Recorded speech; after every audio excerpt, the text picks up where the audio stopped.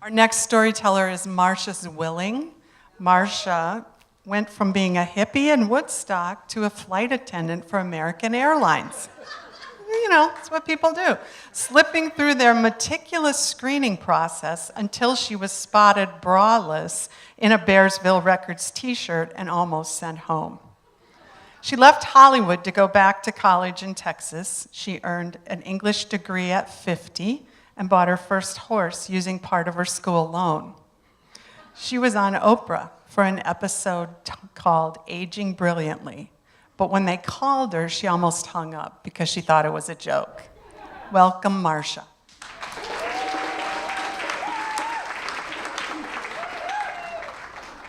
That first funnel cake hit my lips like the heat of a blistering August night.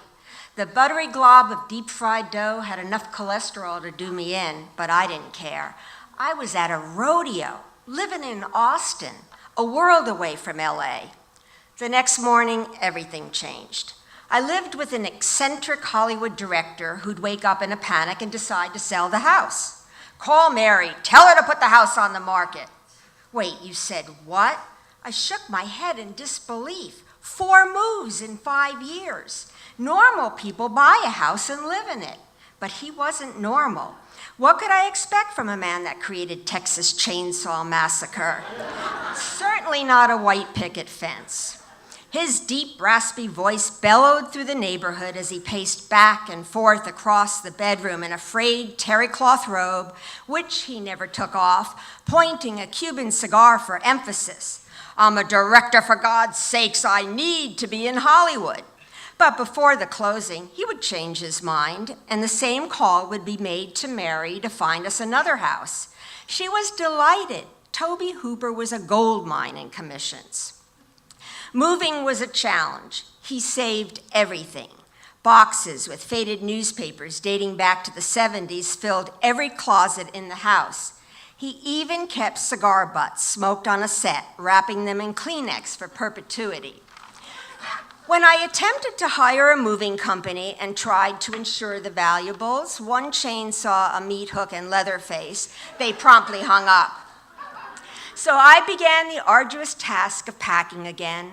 Leatherface was eased from the bookshelf and placed in his bubble-wrap cocoon. A 3-foot-long steel meat hook, used to impale a screaming teen in the meat cooler, was wrapped in a blanket and placed in a box labeled meat hook. The centerpiece, a gigantic orange chainsaw, was lugged to the car by hand. The towering clown with a menacing grin always rode to the new destination, protruding halfway out the back seat window, waving at startled drivers, nearly causing wrecks along the way. Then there was the burnt corpse with a mangled face and bulging eyes, watching my every move from a director's chair. On Halloween, it was customary to move him to the front window. Trick-or-treaters never rang the bell. They could be heard screaming down the block. Respectfully, our corpse left the house in a coffin. This was our last move, no happily ever after like in the movies. Toby went back to California, and I made Texas home. Turning Texan wasn't easy. I'd never seen half a cow served up on a plate before, but my friend Warren called it ribs, family style. Warren was ruggedly handsome, almost perfect, except he just couldn't get there wasn't an R in the word wash. I tried to correct him, arguing, you wouldn't say George Washington. It was a losing battle. I discovered there are 4 seasons in Texas: summer, almost summer, still summer, and Christmas. Shorts are nice, but jeans are more prudent because if it grows, it sticks, and if it crawls, it bites. And fire ants will bite you every chance they get. But the first time I saddled my horse and rode the lush hill country trails, I knew I was home. I trotted through canopies of ancient oaks, then galloped through wide open fields of brilliant wildflowers until I was out of breath. I was finally free.